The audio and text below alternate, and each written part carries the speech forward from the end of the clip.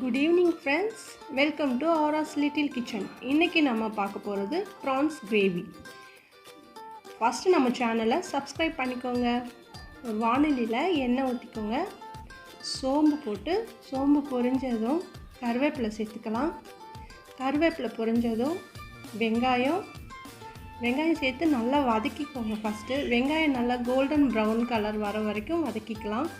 அடுத்து ஒரு தக்காளி கட் பண்ணி வச்சிருக்கேன், அதையும் சேர்த்து நல்லா வதக்கிக்கலாம். வெங்காயமும் தக்காளியும் நல்லா சேர்ந்து வதங்கி வரணும். ஓகே, இப்போ இஞ்சி பூண்டு பேஸ்ட்டு சேர்த்துக்கலாம். இஞ்சி பூண்டு பச்சை வாசனை போகிற வரைக்கும் நல்லா வதக்கிக்கலாம். அடுத்து மஞ்சள் பொடி, மிளகாய் பொடி, கறி மசாலா, தனியாத்தூள், நம்ம டிஷ்ஷுக்கு தேவையான அளவு உப்பு உங்கள் டேஸ்ட்டுக்கு ஏற்ற மாதிரி சேர்த்துக்கோங்க. சேர்த்து நல்லா வதக்கிக்கலாம். வதக்கிட்டு தேவையான அளவு கொஞ்சமாக தண்ணி சேர்த்தா போதும். ஒரு அரை டம்ளர் சேர்த்துக்கலாம்.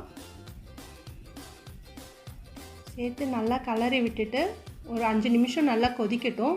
மூடி வச்சிடலாம். இப்போ ஓகே, ரெடி ஆயிடுச்சு. இப்போ சுத்தம் பண்ணி வச்சுருக்க ப்ரான்ஸை இதோட சேர்த்துக்கலாம். சேர்த்து நல்லா கலரி விட்டுடலாம். ஒரு 5 நிமிஷம் வெந்தால் போதும். ப்ரான்ஸ் ரொம்ப நேரம் வேகணுங்கிற அவசியம் இல்லை. ரொம்ப நேரம் வெந்தால் ரப்பர் மாதிரி ஆகிடும். நம்ம மூடி வச்சுட்டு ஒரு 5 நிமிஷம் வேக வச்சிடலாம். ஓகே, இப்போ ரெடி ஆயிடுச்சு. இந்த எண்ணெய்லாம் பிரிஞ்சு வந்துடுச்சு பாருங்கள். இப்போது கிரேவி ரெடி ஆயிடுச்சு.